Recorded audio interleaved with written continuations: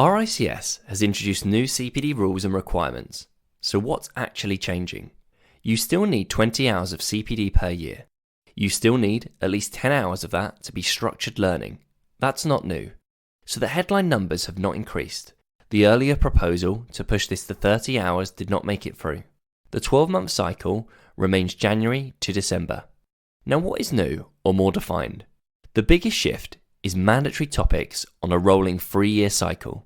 Each year, you must complete CPD in one of the following: professional and ethical standards, sustainability, data, technology, and AI. Over 3 years, you will have covered all 3. This is a clear signal.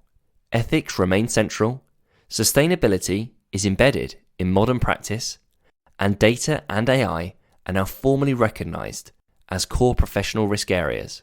Regardless of if the CPD is structured or unstructured, members must record learning outcomes of each CPD activity undertaken throughout the CPD year, and must also complete a single annual reflective statement explaining why the CPD was undertaken in relation to their role and learning needs, how it has influenced their professional development and future CPD plans.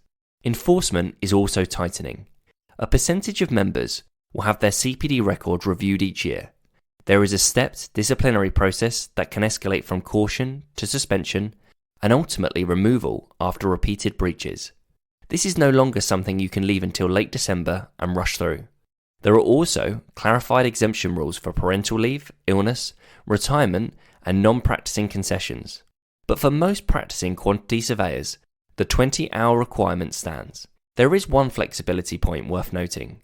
If in any given CPD year, you undertake a structured CPD program of study leading to an externally accredited award, for example, a diploma or degree, which exceeds 10 hours and is eligible to be recorded as CPD, you may carry forward 20 hours of structured CPD. These hours can then be recorded as up to 10 hours in each of the 2 following CPD years. Similar arrangements may also apply to other structured programs of study, but these require prior agreement from RICS. Now, RICS has also launched improvements to its digital tools, including updates via the Members app, allowing you to log CPD, record reflections, and manage compliance more easily on your phone with a brand new app. Which brings me to the practical question: how are you going to manage this without it becoming admin heavy? Because most QSs are flat out. Valuations, compensation events, procurement strategies, final accounts, client meetings, CPD often gets squeezed to the margins. That's exactly why we've built the new Metroun QS app. Inside the Metroun app, you get over 60 hours of formal structured CPD courses designed specifically for quantity surveyors. NEC, commercial management, procurement, valuation, sustainability risk, digital workflows, and AI in construction. Each course includes tests. Each completed module grants a certificate, and you can export structured CPD logs with learning outcomes built in.